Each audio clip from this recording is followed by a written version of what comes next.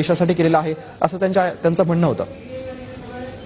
मार्कंडेय काटजूंचं जर म्हणाल तर मुळातच माझी पूर्वीपासून मागणी आहे, Markandey Katju press council of इंडियाचे अध्यक्ष झाल्यापासून त्यांची एकूण विधानं पाहता पाकिस्तानी कैद्यांना सोडून द्या, काश्मीर विषयीचं त्यांचं ते धोरण हे सगळंच राष्ट्रविघातक आहे। आणि मग असं ह्या न्यायमूर्तींच्याही पुन्हा पीठासीन असतानाचे सगळ्या जजमेंट, सगळ्या पूर्वी दिलेले निर्णय आताच्या न्यायव्यवस्थेने तपासून बघितले पाहिजेत की हे राष्ट्रद्रोहांसाठीच पहिली भूमिका का मांडली आणि संजय दत्तची भूमिका मांडल्याबरोबर अनेक बॉम्बस्फोटातल्या आरोपींनी तशा याचिका करायला सुरुवात केलेली।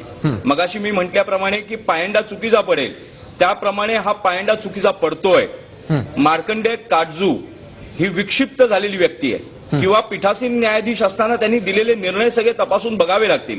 जर आज ते संजय दत्तची बाजू घेतायत किंवा देशद्रोहांची बाजू घेतायत, त्यांनी अनेक लोकांच्या याचिकांनंतर बॉम्बस्फोटवाल्यांच्या मारण्याची विनंती अर्ज करण्याची तयारी दाखवली आहे, का नाही यांनी देशातल्या शेतकऱ्यांचा, दुष्काळग्रस्तांचा प्रश्न संसदेत मांडला किंवा प्रेस काउन्सिल ऑफ इंडियाच्या माध्यमातून तो चव्हाट्यावर का नाही आणला? कारण त्यांना त्या विषयांची चाड नाहीये। त्यांना राष्ट्रद्रोही सो कॉल लोक, तथाकथित श्रीमंत विद्वान चित्रपट निर्माते, चित्रपट अभिनेते यांची पोटतिडकीने अगदी धावून जातात।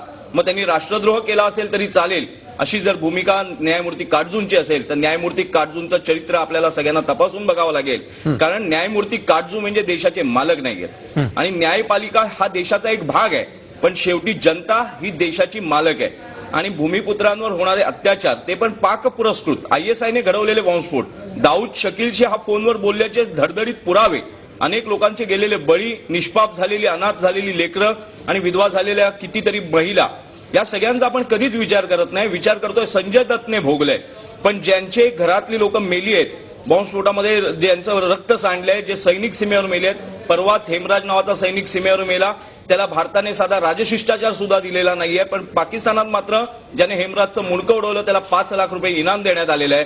अशी राजव्यवस्था ही दुर्दैवी आहे। आणि पाकिस्तानचे पंतप्रधान भारतात आल्यानंतर सलमान खुर्शीद त्यांना रेड कार्पेट घालून 5 स्टार मध्ये जेवण देतात, त्याच्यानंतर त्या मानसिकतेचीच लोक संजय दत्तचा समर्थन करतायत, संजय दत्तचं पाठबळ वाढवतायत आणि चित्रपट अभिनेत्यांनी 250 कोटी गुंतवले, त्या चित्रपट निर्मात्यांची चौकशी झाली पाहिजे की हा दाऊदचा तर पैसा नाही ना काळा, असा आपण प्रश्न विचारला पाहिजे सगळ्यांना। आणि त्या दृष्टीने मी आंदोलन वाढवणार आहे, देशभर आंदोलन असं करणार आहे आणि शक्य झाल्यास मी न्यायालयीन तपास करतोय की जर शक्य झालं तर मी सुप्रीम कोर्टात जनहित याचिका टाकणार आहे, त्या विधवांना घेऊन, त्या अनाथ मुलांना घेऊन, की जर संजय दत्तचा पुनर्विचार व्हावा की राष्ट्रद्रोहाचा खटला चालवला जावा त्याच्यावर। आणि न्यायमूर्ती काटजूंचा जर तुम्ही म्हणाल तर मी तुम्हाला स्पष्ट केलेलं आहे की न्यायमूर्ती काटजूंनी ही चुकीची प्रथा चालू केलेली आहे, हा राष्ट्रद्रोहाचाच एक प्रकार आहे। आणि पुढे जर अनेक राष्ट्रद्रोहांनी जर अशी मुदतवाढ घेतली संजय दत्त सारखी आणि ते देशातून जर फरार झाले त्या मुदतवाढीच्या दरम्यान, तर त्याला न्यायमूर्ती काटजूंसारखेच विक्षिप्त लोक जबाबदार असतील।